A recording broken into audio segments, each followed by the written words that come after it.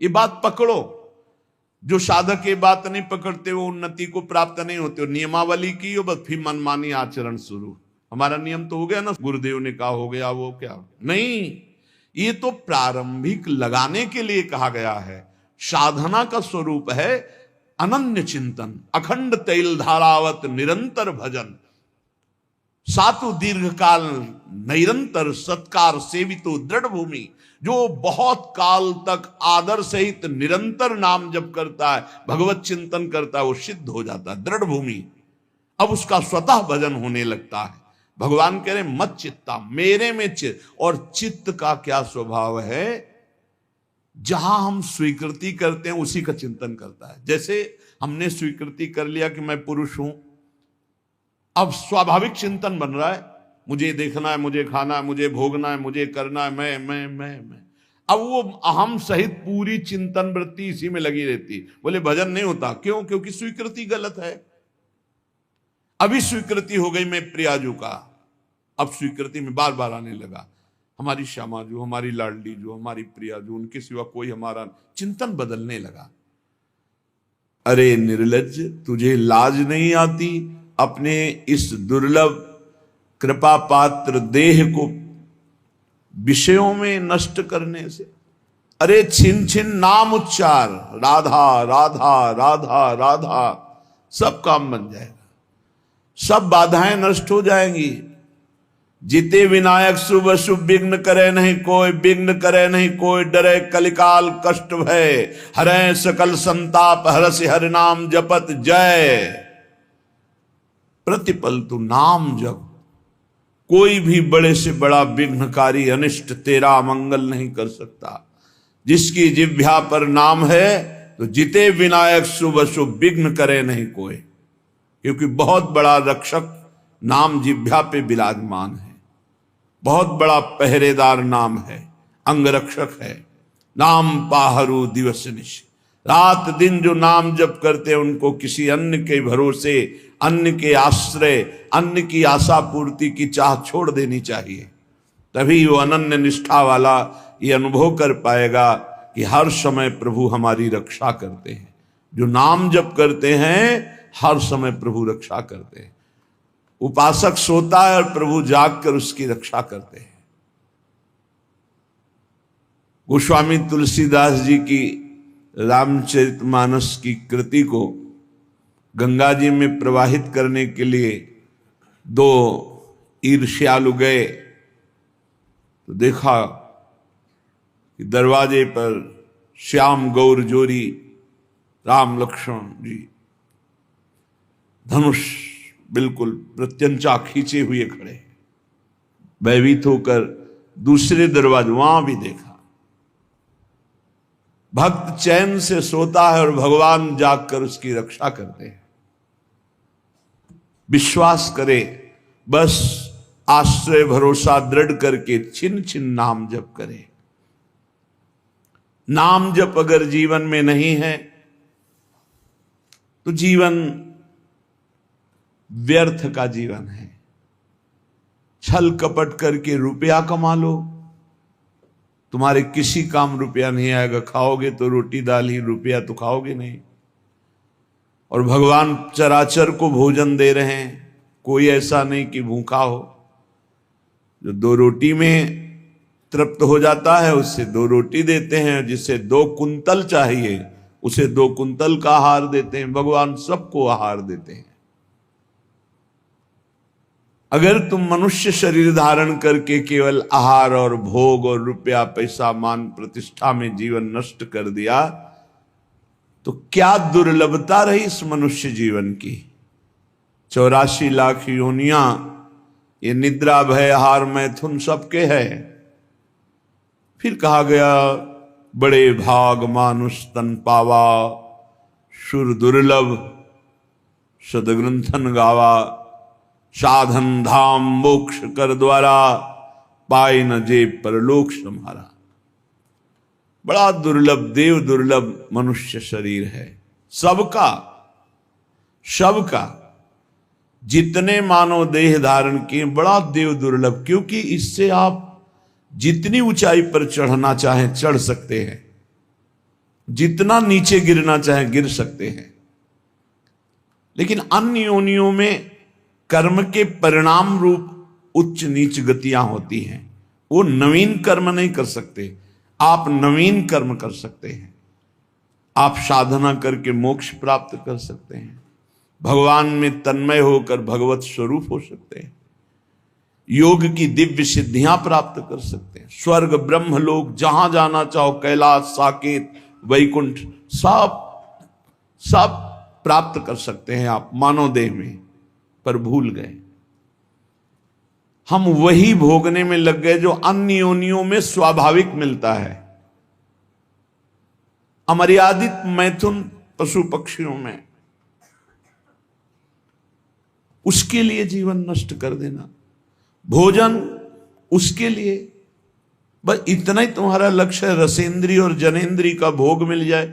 रुपया तो केवल भोग मिलता है इसलिए है, उसका कोई महत्व नहीं। वो महत्व है कि उसको हम भोग प्राप्त करने के लिए प्रयोग करते हैं, बस इसलिए रुपये में महत्व है। खास बात है रसेंद्री और जनेंद्री, इन दो के भोग। ये बड़ा गंदा शरीर है, बड़ा गंदा शरीर है। क्या इसमें देव दुर्लभ कहा गया है, पर देवताओं में ऐसा नहीं होता। निकल जाए तो सौरभ से वातावरण युक्त हो जाएगा, और आपके शरीर के हर जगह से दुर्गंध आती है, क्योंकि मलमूत्र बनाता है। विनमूत्र श्लेष्म पूषादिक भरितमिदम, इसमें क्या भरा हुआ है? मलमूत्र श्लेष्मा, गंदी चीजें। ऊपर से चमड़ी चिपकी हुई है, उससे आकर्षण होता है। अत्यंता अशुचि, बड़ा अपवित्र है।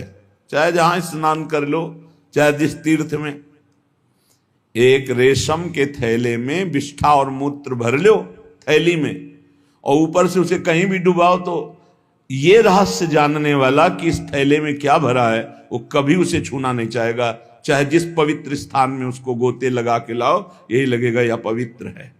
इसलिए श्रीपाद करें अत्यंता अशुचि बीभत्स घृणास्पद और अपवित्र। क्यों? यही मलाशय मूत्राश्रय है, ऊपर से चमड़ी केवल है।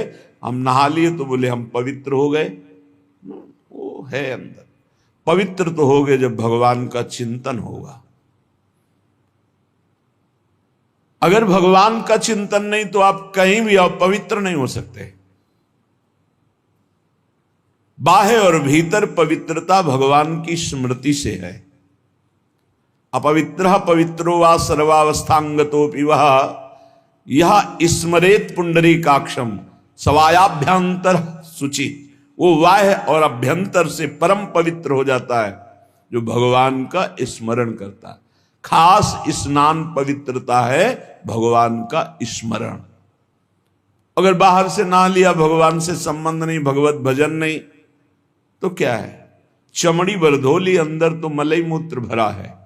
अत्यंता अशुचि बीभत्स घृणास्पद देहादौ नैव करचित। इस देह से अपना संबंध मत रखो। यहां संबंध की क्या बात, मैं ही हूं ऐसा माने हुए हैं। इतना जोर का संबंध है कि ये हम भूल गए कि हमारी देह है। हम ये मान लिए कि मैं ही देह हूं। देख लो आप कैसे, तो आप बोलेंगे गोरे काले स्वस्थ अस्वस्थ, तो देह का ही परिचय तो बता रहे हैं। मैं को देह में मिला दिया। मेरा तो चलो थोड़ा दूरी करके वर्णन हुआ, लेकिन मैं ही शरीर हूं, बस यही भावना। कितना घोर अज्ञान अंधकार छा गया। कह रहे देहादौ नैव करचित। इस देह में मैंपन भूल करके भी मत करो, नहीं तो नष्ट हो जाओगे। क्या नष्ट हो जाओगे? बोले सर्वात्मार्थोरुविघ्नम कलय यदि मनोयोषिताम भावनिघ्नम।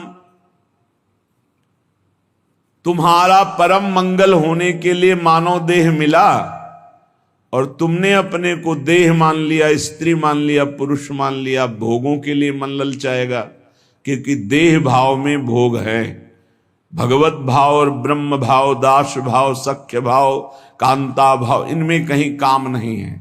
ये जो सिद्ध भाव है इनमें काम नहीं। देह भाव में ही सारी कामनाएं विकार हैं।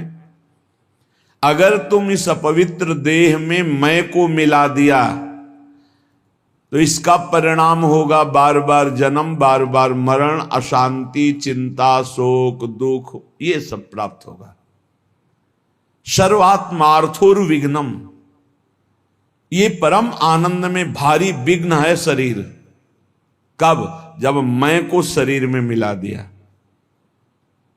अगर मैं को अलग करके देख रहे हो जो है और शरीर को अलग करके देख रहे हो तो आप इस पर शासन कर लोगे, नहीं ये गलत आचरण है, नहीं होने दूंगा।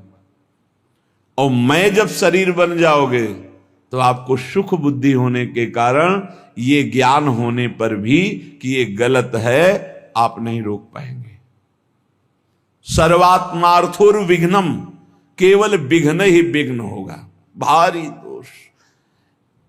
शरीर राग से इतने दोष पैदा होते हैं, जितने ग्रंथ और पंथ हैं सब इसी के हटाने के लिए है, शरीर राग मात्र के लिए।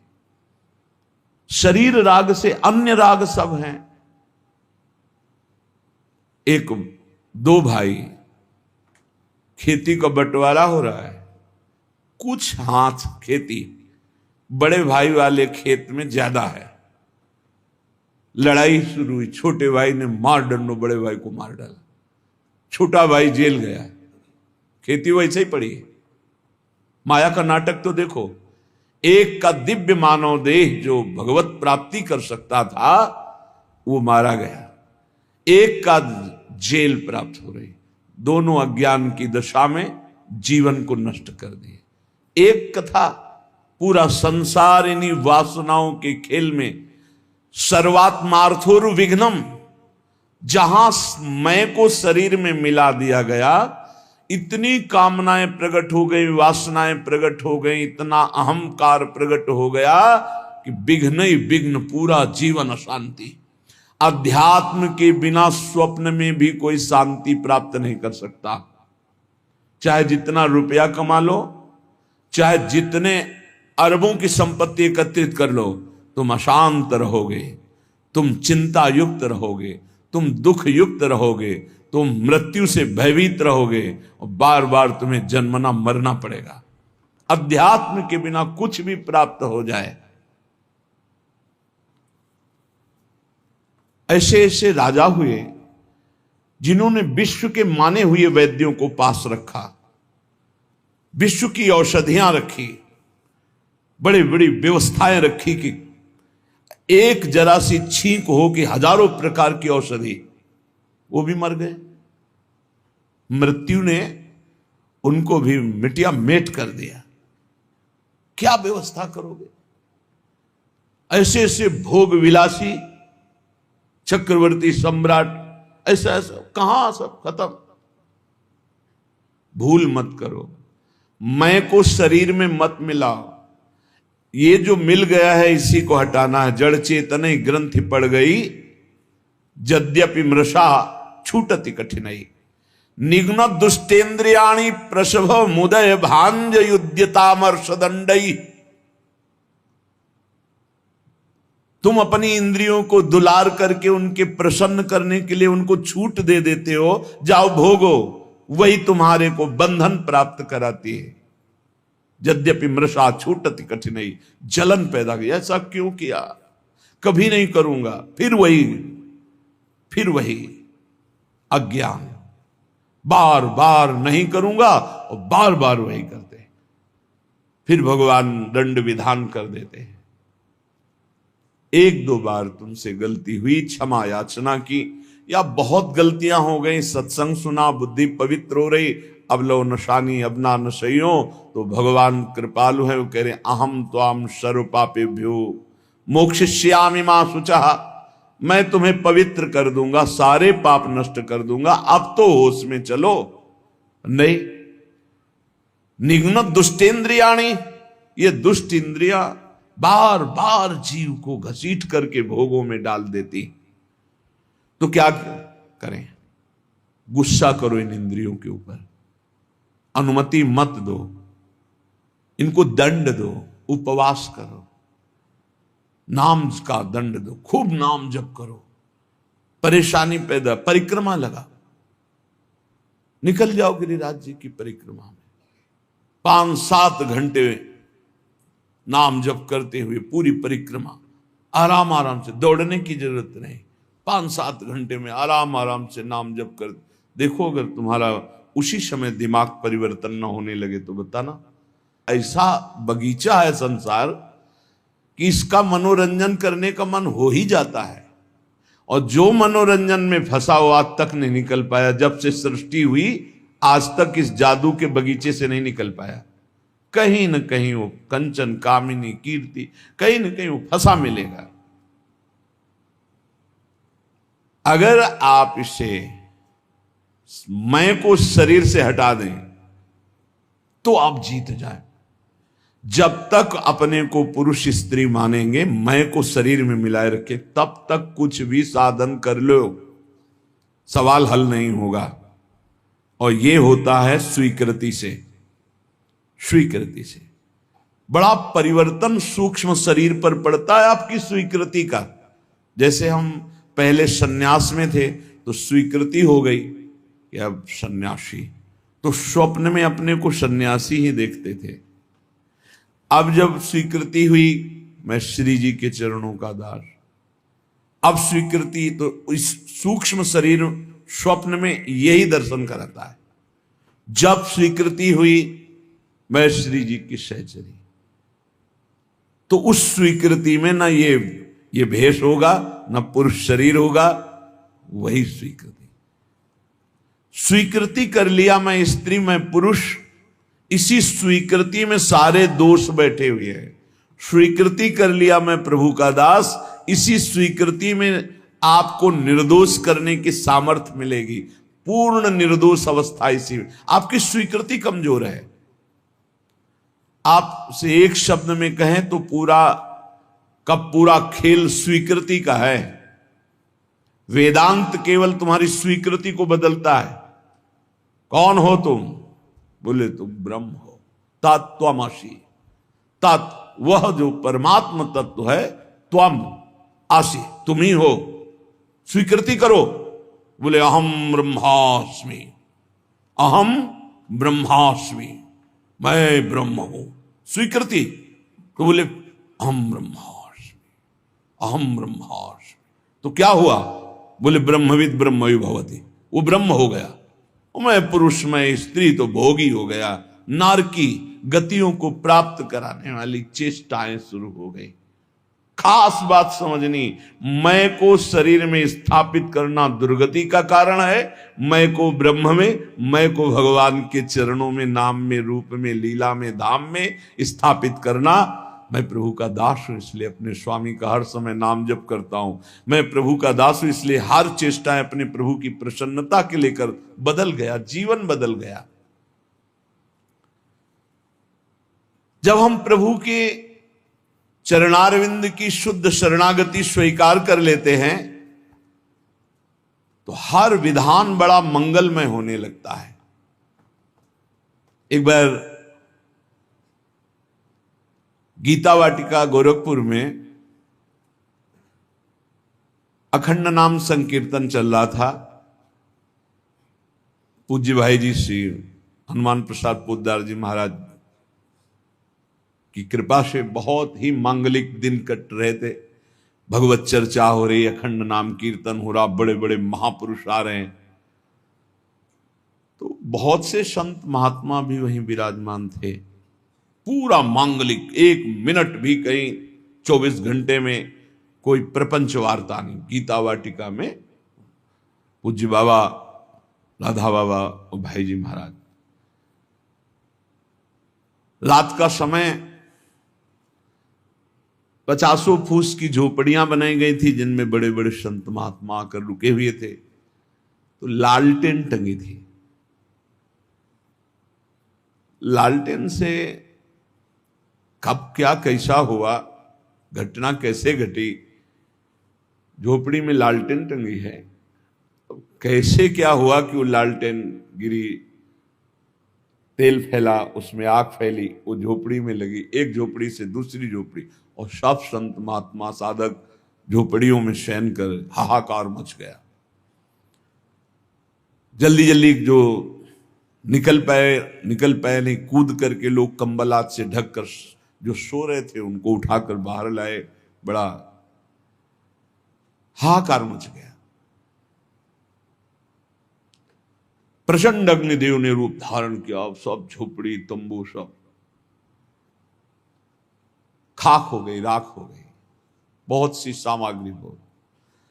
अब जो संसारिक लोग हैं, भक्ति के आकर्षण से आए हुए हैं, उनका देखो कीर्तन और भक्ति का ये स्वरूप। भाई जी के कान तक आवाज पहुंची। भाई जी ने कहा अग्नि का आवाहन किया जाता है, आहुतियां दी जाती हैं। अग्नि साक्षात भगवान है। हमने तो आवाहन भी नहीं किया, मेरे भगवान इस रूप में आकर के आहुति भी नहीं दी, अपने आप आकर भोग स्वीकार कर लिया। भक्ति की दृष्टि क्या है? मेरे भगवान पधारे हैं। भाई जी ने कहा कि कल जो आग लगी, तुम लोगों को आग दिखाई दे रही, मेरे को मेरे भगवान दिखाई दे रहे हैं। मुझे स्पष्ट दिखाई दे रहा, मेरे कीर्तन, मेरे भगवत चर्चा करने से भगवान अग्नि रूप धारण करके आनंद उल्लास से युक्त होकर के ये भोग स्वीकार किया। मुझे इस घटना में भगवान की कृपा दिखाई दे रही कि भगवान ने किसी का एक रोम भी नहीं झुलसाया, नहीं तो बहुतों के शरीर पूरे हो सकते थे, एक भी व्यक्ति नहीं मरा। और ये मेरी ही बात नहीं है, जो भगवान का शरणागत है उसको ऐसा ही अनुभव होता है कि भगवान की बड़ी कृपा हुई। नामदेव जी महाराज की कुटिया में आग लग गई, पूरा घर जल रहा था। लोग दौड़े, कुछ कंबल, कुछ वस्त्र आदि जो वस्तुएं निकाल पाए, बकाया सब जल गया था। नामदेव जी कीर्तन में मगन थे। कहीं एकांत में जब आए तो लोगों ने कहा बड़ी मुश्किल से ये वस्तुएं बचा पाए, और तो सब जल। तो उन्होंने कहा अरे भगवान आए मेरे घर और हमें तो स्वागत करना चाहिए आपने, और वस्तुएं निकाल, वो सब वस्तुएं उठा के आए। वो जो आग शांत जैसी हो रही थी, फिर धुआं उठा, फिर आग लगी, फिर वो भी जल गई।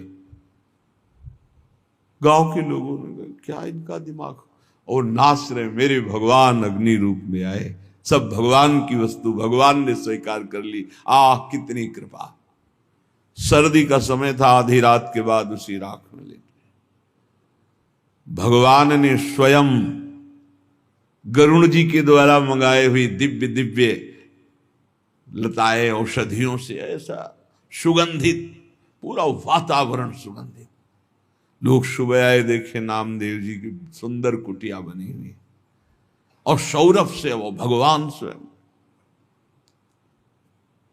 और भगवान ने अपना ऊपरी वस्त्र से नामदेव जी को उड़ा दिया। उससे जान गए थे कि ये सब भगवान का किया हुआ है। दोनों में राजी हैं, आग रूप में आए, भस्म कर दिया, जय हो। आप आकर के ऐसा निर्माण, जय हो आपकी, जोई जोई प्यारो करे सोई। लोगों ने कहा महाराज रातों रात इतना सुंदर तरण का महल बन गया एकदम, और इतनी सुगंधित, इतना आकर्षण, हम भी बनवाना चाहते हैं। बोले हाँ, हमारा कारीगर बड़ा महंगा है। कितना रुपया लेगा? बोले जितना है सब जला दो, उसके बाद वो आएगा। अपने घर फूंक तमाशा देखे तब हमारा कारीगर आता है, एक भी नहीं बचना चाहिए। आसक्ति और राग का विषय। भाई जी महाराज बोले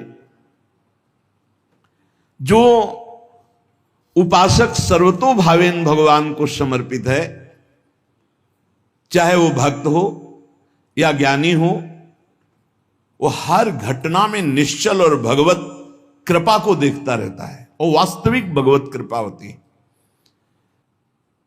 बहुत बहुत बहुत उत्तम। भगवान के विधान को आप समझना शुरू कर देना तो हर चेष्टा भगवान आपको ऊपर उठाने के लिए करते हैं। जो भगवान को समर्पित हो जाता है, एक सिद्ध महात्मा बंगाली महात्मा थे, उन्होंने कहा, जे करे आमारास तार करी सर्वनाश। जो हमसे प्यार करेगा, देख लो, जे करे हमारा आस तारे करी सर्वनाश। क्या सर्वनाश?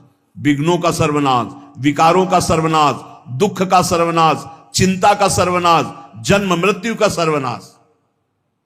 लोग डर जाते हैं। भगवान की भक्ति अविनाशी सुख देती है। जब तक